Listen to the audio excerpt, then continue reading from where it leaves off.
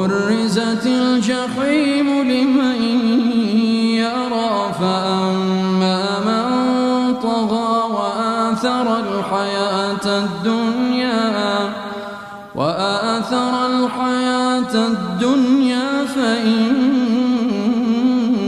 الجحيم هي المأوى وأما من خاف مقام ربه